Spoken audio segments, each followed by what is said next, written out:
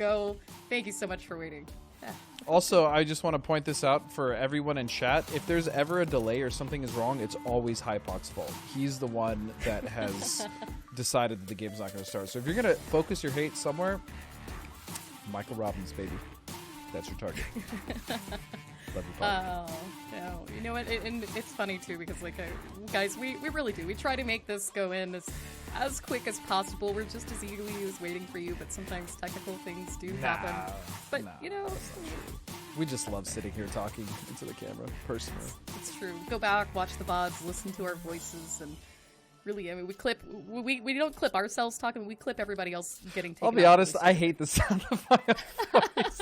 So I can only imagine how chat feels. But going into the very final game of Miramar, and it's been another really good Sonics day. Obviously, there's no surprise there. There was a lot of talk that we just had on the desk about Oath. I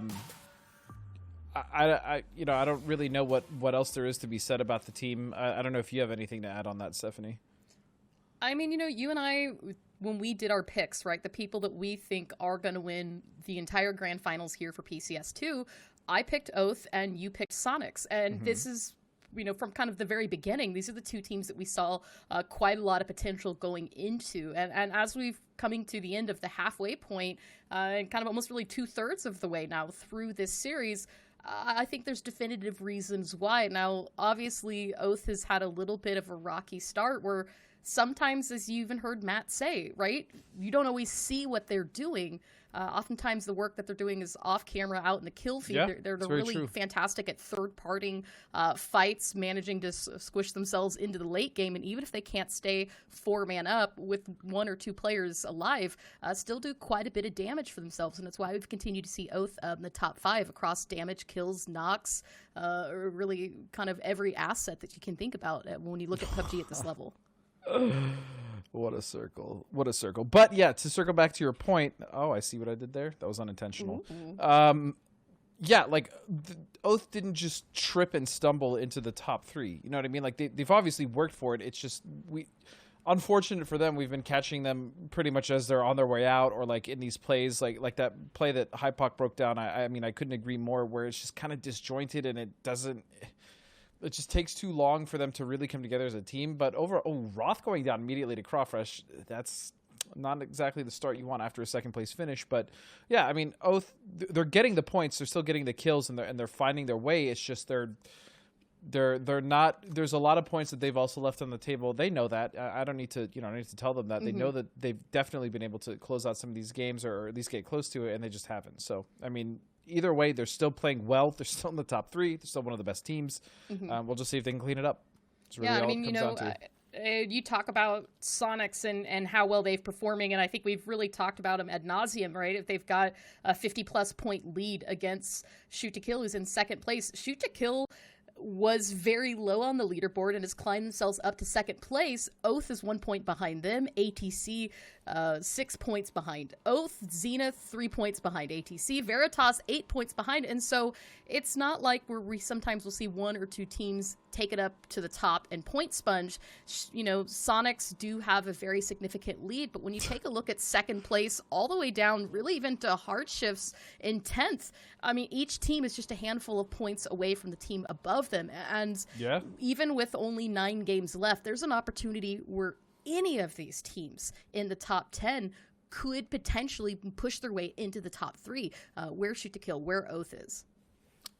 I'm going to be honest. If you take Sonics out of this leaderboard, it looks like a really super awesome competitive leaderboard, you know, because there's not a massive gap. Yeah, from second place all the way down to 10th. Like, it's really competitive, right? And that's what you want to see. Sonics, unfortunately, are in this leaderboard. Well, I say unfortunately for everyone under them. And they've taken a massive lead. They still have this game to kind of push that forward. But, you know, the teams under them, I've really liked the way this has kind of panned out with everyone else, because it's been super close and super tight. Now, we talk about the top. We should probably talk about the bottom, as we often do.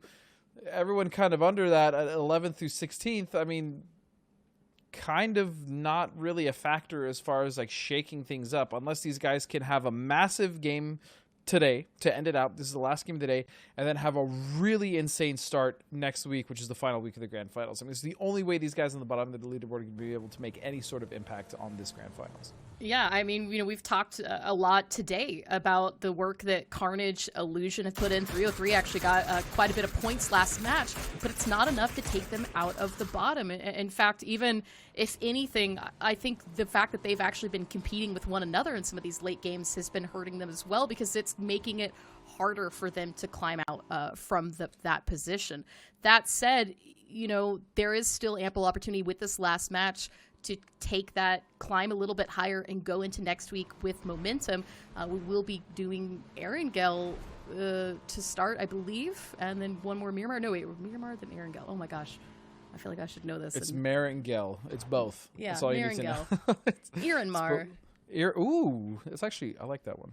I think I might keep that one. Shots coming out from, looks like, is that Zenith? That is Zenith. I think it is Zenith. Yeah. Ooh, and Sonics as well. So Veritas actually is getting shot at from both sides of this rotation. You see Keenan going down to about 62 HP. He's lost a tire, losing control as well of the vehicle. And unfortunately, that's going to crash him right at the base of Oath here as Kickstart pushes him in. But Balefrost finds the knock here. That's got to be frustrating. Ooh. I'm frustrated for Keenan, to be completely honest.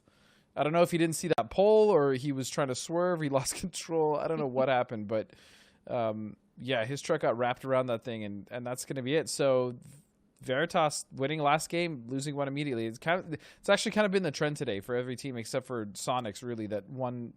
Well, actually, that doesn't even make sense. That statement doesn't make sense. Sonic won the first game. Ignore me. I think if you take away the fact that Sonics did get 2 back-to-back wins, right? We talked about Illusion, and Illusion had that really strong finish in match number 2, and then they lost went one, out and then very last early week, in 3. So. Yeah. That's what I was getting at, and I was like, wait, that doesn't apply to today because Sonics won 2 games in a row. So, oh, look at this. Oh, all right. I mean, the rest of Veritas sharing a compound right now with Sonics. You've got Tiggleton looking for another angle. See right now H1 peeking through the window, and this is always tricky, Godspeed, especially this early before you've had too much time to loot utility. Flashbangs, nades, and mollies are very helpful in these situations. Oh yeah, I mean utility it's such a vital part of this, where it really wasn't. Again, I kind of talked about it last game. Utility was not anywhere. Oh, jeez, that's a lot of utility. There you go. I mean, utility indeed. Yeah, that Molotov right by Win. Sharpshot unfortunately took a bit of damage from Oath. This would be enough for Sonics to get the opener here on this Jazza looking for an angle. And a little canted. Didn't find a red dot. Canted will do. Actually, don't mind using just a canted. Yeah, I think it gets a little bit of hate. It's fairly clean. Yeah, it's fairly clean.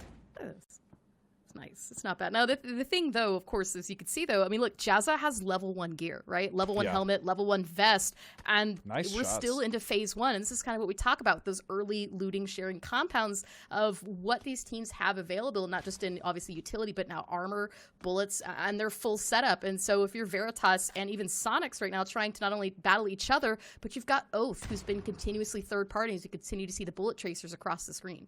Yeah, Sharpshot, there's no way they're going to get him up. It's just not possible.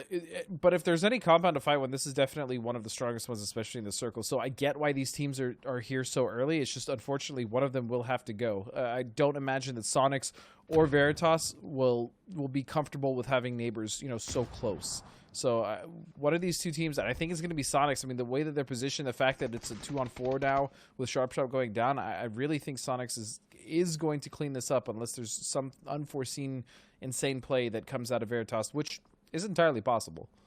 Yeah, and I mean, we'll see, of course, Therio, the bleed out from Sharpshot as Sonics were able to get that res onto Mime and, for the most part, fully heal. That said, I mean, when we're looking at these players, again, the utilities and even bullets left are starting to dwindle, and so Sonics are going to take this as an opportunity to go ahead and fully send this, wrapping around to the north, so not to be spotted out by Oath, and that flashbang perfectly timed there onto Jazza, but he's going to go ahead and recover pretty quickly through the windows, spotting out Sonics, getting some damage, finds a knock onto Mine, but Jazza is going to return it. Shrimsy and the knock there as well, and there you have it, Veritas cleaned up. Tiggleton actually went around wide. And that is it for for Veritas. So Sonics should be able to get this res up and stay 4 strong as well as win out this compound. But at the same time, as we've seen through all these players, they really don't have a lot as far as armor, bullets, and utility, much of which was used by both of these teams. So this won't be a good place for them to sit in the long term. They're going to need to use a little bit more loot here.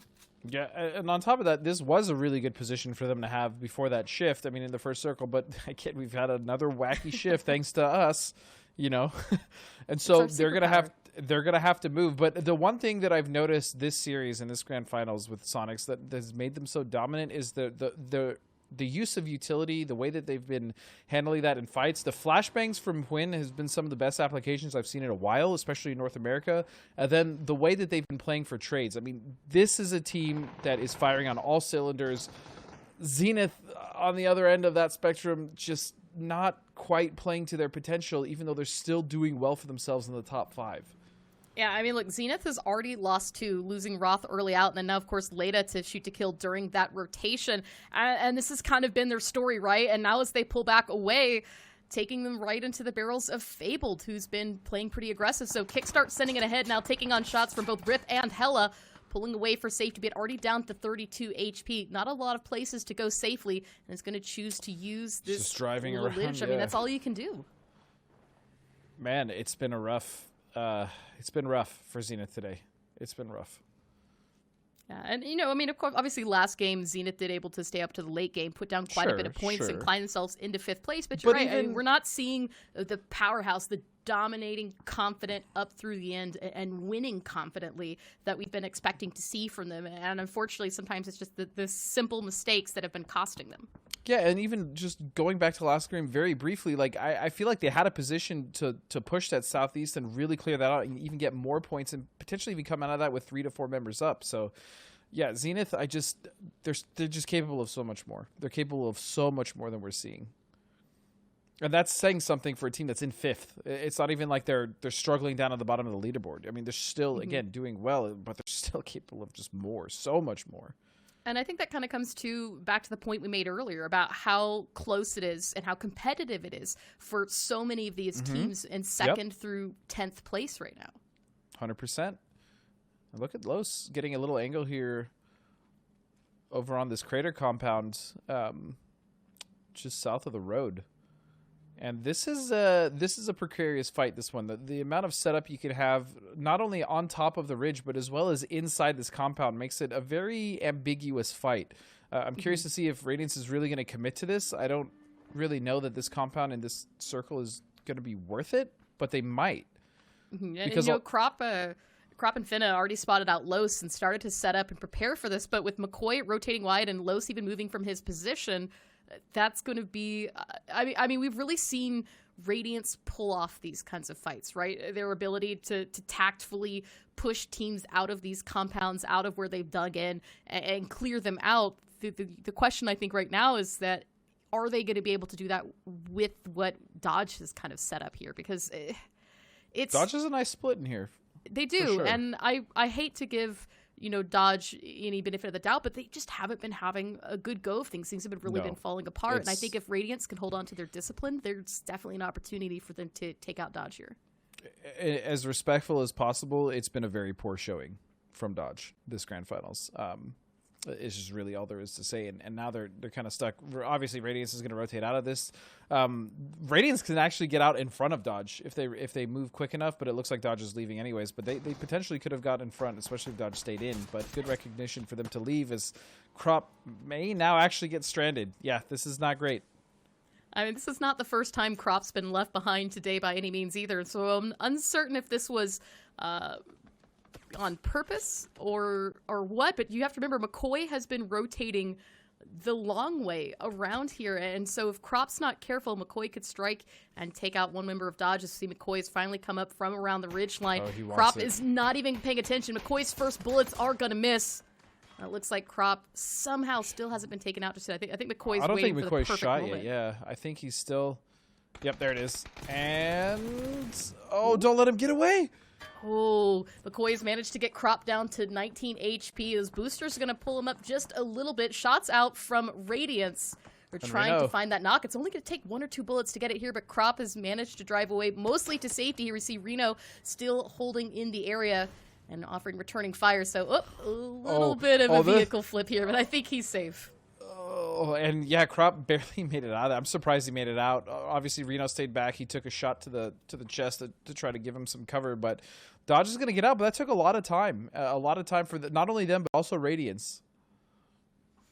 Now, Illusion once again has managed to rotate to an insane position from their normal drop. Illusion drops far north, and we've seen them on the west, on the east, on the south so far today. And that shakeup has been working wonders for them for the most part, although they did go out early last game. Right now, taking fire, though, from 303, who's managed to catch an angle onto them from the north as they try to wrap into behind from ATC. So not the best position right now. We see how open this is for Icy Flex, who's trying to pull back down to safety. An Illusion wrapping north now into 303. So once again, the East Coast on the edge, very, very busy for these teams. Yep. And with this circle as well, because we just had so much water, it shifted off of land actually towards the water. And this is going to be another one of those, Clover, where it's going to get very bloody very quick. I mean, these guys are going to be able to rotate in for now, but once they set up in the circle as we head into phase 5, I think that's really when teams are going to struggle to stay alive. I mean, these are our 14th and 15th place teams right now, and 303 has been no stranger to rotating in the blue for these first couple of phases. That said, I think waiting just a little bit too long. Honey Badger's actually down to 39 HP, much of that from the blue zone, and this is going to take them right alongside Carnage. The circle, though, I think the circle is going to be what saved him. If the circle had shifted any further west, I think 303 would have rotated right past Carnage. Unfortunately, might have had some casualties from that, but at least right now we'll keep 3 up. They will keep 3 up, but they're technically stuck between Carnage and Illusion, and they're not in a great spot either with the greatest of rotation kind of vectors to take. Like, they don't really have the best path out of here unless they wrap south. Even that's not great. Their only option is to really kind of drive straight through both these teams. But it's just, yeah, Illusion is holding that. Illusion now actually in the blue. Wait a second. Ooh, Adam I may be completely wrong here. They might have a path out, and it might be towards Illusion. I think Illusion was so focused on trying to catch 303 in that rotation that they weren't aware for Carnage who was going to catch him Alpha Garden. Ooh, look at this great jump here from Fable that goes right over Zenith. Haxetti, though, is going to get taken down to 7 HT. Molotov in hand. Can they get a knock here? No, so Kickstart says absolute denial here. Rough. And he just flew right over top of them. There's no way for him to know that they were there. That's just unfortunate for Haxetti. And now the rest of Fabled are kind of just going to be wandering in. This is, again, one of those circles where there's not a terrible amount of playability in the center. There's a little bit because of some ridges and deflates here or there, but overall these guys... Oh, they're doing it again. Fable coming in right on the back side of this, crashing straight into it. Greg Shot running over himself here, trying to take down Zenith. They will find one. Hella still up, and she's down to 10 HP, and Zenith Esports is taken out. Hella will be able to get these reses as she gets up Greg right now. Is he going to see this? I'm not sure. Is Dodge pushing this? No, I don't think they are. But what we do see is that Guabi is on fire, and now a fight between Duel and Liberate out of... This is madness. This is exactly what I was talking about. These teams are just going to run into each other, and it's not by choice. I mean, it's insane, and right now Carnage is full sending it into this fight as well, and so they need to pick this up quickly. Simply Matt has been knocked. Unfortunately, I think Ice Tech trying to pick up Guabi, who's down to just 1 HP, working on that res. And now to see the kill feed here. Here comes Comets. Nades are out. It's actually going to get some more knocks and flushes on here. Ice Tech somehow survives that vehicle explosion, though. Is going to be enough to take down Guabi. So Liberate is down to 1, but look at this. Victor doing a number as Comets have joined the party. Not only have Comets joined the party, but they're very much pushing themselves through the front door. They're really trying to get in, and Duel is still recovering from that fight with Liberate, which is still up. There's still one member of Liberate up. This is a crazy fight, and these buildings are not easy to push at all. There's only one way up to the top. And Ice Tech's really doing a number on here. We can see Balefrost has side on this as well. So Oath third-parting out from the west. Duel managed to recover getting those reses. So they are still 3 players up. But now, as you said, there's nowhere really to go outside of this compound, especially now that we know Oath has angle up to the north, as we can see Relo rotating, looking for another vantage point onto this. Comets got nice. D3's going to find a knock on to Danny G. If they can synchronize grenades in each one of those 3 windows for the upstairs portion of this building that Duel is in, they could really do a lot of damage, if not even wipe them. The problem is if they throw in one at a time, they have time to get to one of the other rooms or run around upstairs, and there's another shift, and it's not good for any of the teams that are currently in this compound, but it's also really not good for anyone else either. Except unless you're on the south. The south is actually fairly playable. I think the south as well, right? We've got that really great ridge line right above this compound where these three teams are fighting it out, but Oath has managed to take shots on this, so if Oath can rotate inside the zone and kind of continue to gatekeep some of these teams as Comet's coming in for a hard push. Wooly has been knocked and flushed. We see Lamp has been knocked as well. Victor is lost. He's so lost in that smoke. There you go. Through the smoke, Victor finds Danny G. That's it for Duel, but Ice Tech for Liberate is still standing, and so Comets can't let their guard down just yet. I'm not sure if they actually know that Ice Tech is here. I think they might think he's white. Oh, no, they know he's here now. Ice Tech getting a knock onto D Treats, but Monty and Yaxley coming down on him all at once. So Liberate goes out in the end, and smokes are out. I think Comets might be able to get this res. They got to get this res fast. Yeah, because they need to start working up that South Ridge. In front of them, they need to get up quick, and they will. They'll get the recovery. Meanwhile, Radiant's on the run from Dodge. I'm pretty sure they lost Gaxi, actually. Yeah, they did earlier in that fight, so that's going to be one down for Radiance, and they also find themselves in a really tough position because their only wrap really is to the west, and again, there's not a lot of playable terrain there. And Sonics as well, trying to rotate in for the backside of Oath as Balefrost gets a knock onto Shrinzy. More utilities out from both teams, but Mines found as well from Reload. Padcap's actually getting a knock out to Tickleton. All that's left still standing is H-Win, but Oath has very good angle onto this. Flashbang is out because, of course, why not? Coming in for the last push, they spotted out H-Win. A couple good peeks here from Oath, but Win at 54 HP, trying to keep alive as long as he can. He's fighting this. I think he might even try to get this res. What is going on here? Fighting for his life, and that was very impressive, but Win is going to go down as Oath finally take out Sonics. Nice 5 kills to start off this game as well. So although they're down a player, taking out Sonics, the lobby leader, is huge, as well as, you know, having a good position to play from here. They honestly do have a good position to play from here in the west. The issue is that STK also shares it with them. Yeah, as you see, STK used an opportunity to try to push down just a little bit, though. Shots focused on the north. Meanwhile, Oath can finally focus back again on the south. Shots towards the Comets. So you do remember one out that compound. And Reload Balefrost picking off Yaxley and Victor. And 2 down so far for the Comets. And oof, look at this. You've got hardships coming in from the backside of this as well. This is not very good for teams to the southwest. Oh, and they didn't check at all to see if someone was down there behind them to the southwest. Monty's going to go down. Comets again struggling. Like they had such a good fight there just now, and then they just kind of fell apart here. I really think that someone should have been scouting that.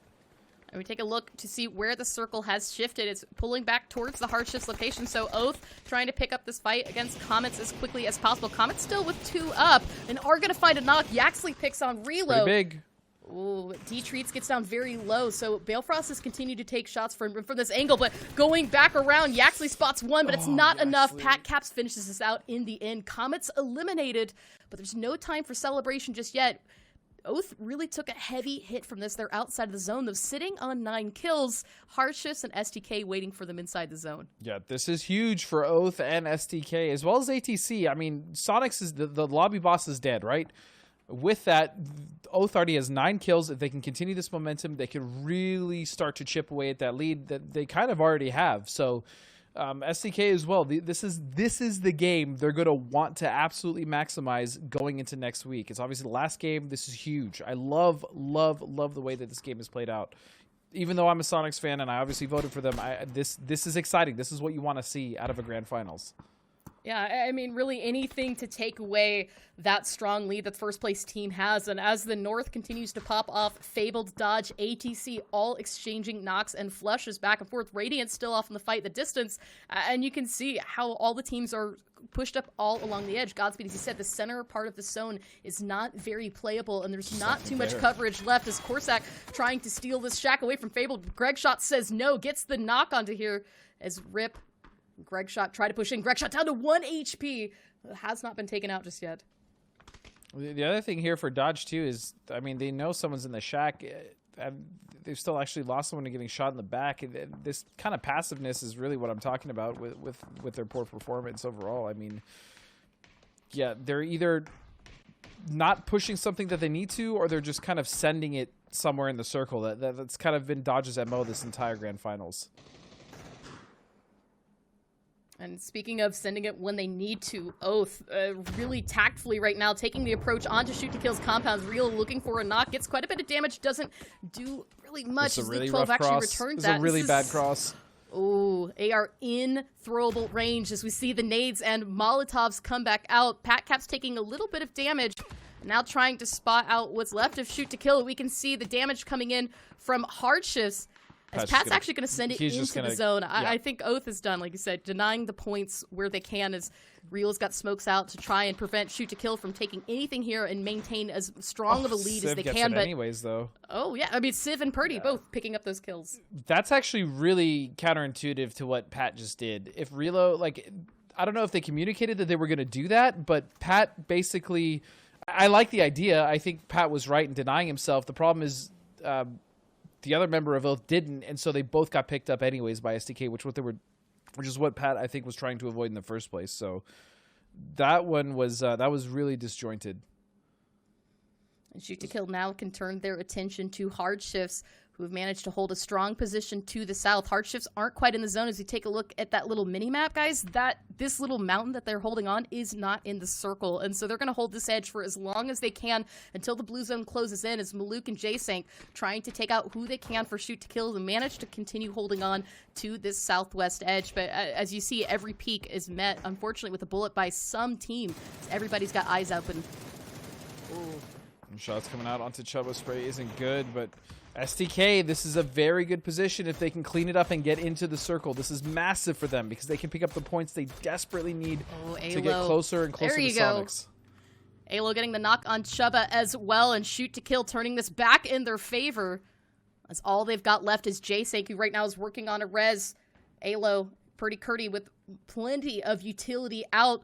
Hardshifts are going to be 2 players up, but Alo right now with the barrel looking for that close range knock. Finds one. Lobes goes down. All that's left is J-Sank if they can find it here for the angle, and that's it. Hardshifts are eliminated. We've got 5 teams still up, and Shoot to Kill will hold on to the edge here. Back over to the east, though. Ripper coming in the backside of Illusion is the last player still standing for Carnage. And he is just creeping. I mean, he's someone in the open, but he doesn't care. I mean, he knows that fight in the distance is going off. It's not going to be... This is not good. Illusions completely dropped their guard, and that's going to be enough for Ripper to get the knock and flush onto Icy Flex, pushing himself back further into safety for the zone as we see Top Dog just on the other side of this ridge. But Alo has been taking shots at teams to the north. And as we see more damage continue to coming out, this is just, there's no safety here. No. No, there really isn't. There's a couple ridges, maybe a little dip definitely here or there, but that's it. And STK is now, this is classic Shoot to Kill. They have dominated their side of the circle, and now they're starting to spread their little tendrils into the rest of it, and they're going to take control. Obviously, they just got shot off by Marcelik, but even still, you can see Luke and Civ are starting to get back to that side, and they're going to start working it. This is exactly what STK does the best, and that is just strangle and constrict their control on these final circles. This is why they're so good at closing some of these games out. And Civ and Luke 12 are going to take the push here onto Marcelik to try to gain this little hilltop that ATC has been playing with. It's one of the last little bits of cover into the zone. As Melon starting to rotate back towards center circle for a stronger position. Top Dog, meanwhile, will find Ripper, and that is it for Carnage. Illusion. Last little dip there onto the east, and ATC continuing this back and forth exchange with Shoot to Kill. Shots out, but Marcelik can't land a knock here as Alo down south anchor still continuing to do quite a bit of number here onto ATC. Yeah, I don't really know what option they have. I mean, SDK has completely taken over the circle. They have complete control of this. It's looking very grim for ATC and Top Dog. Like, unless they can make something happen here, get a lucky knock or two, this is SDK's game to lose. 100%, not a single doubt in my mind, or honestly anyone's mind watching. I mean, this is such control from these guys. And 10 kills so far to their name for this match is, Top Dog has kind of been in a tricky situation. Shoot to Kill has been sweeping all the way through the east to try to locate him. Realizing now he's across the street. There goes the flashbangs. The push is coming in. Kurt wrapping around wide with Luke 12. Top Dog's going to have to get the opening knock, but he fails here. Luke 12 picks that up, and now Shoot to Kill can drop their guard and focus entirely onto ATC. As Melon is the last one still up, at Alo getting him down very low. Good shot Out from Shoot to Kill, and it's Civil with the Molly. There you go. Shoot to Kill finally getting a chicken dinner there with 13 kills.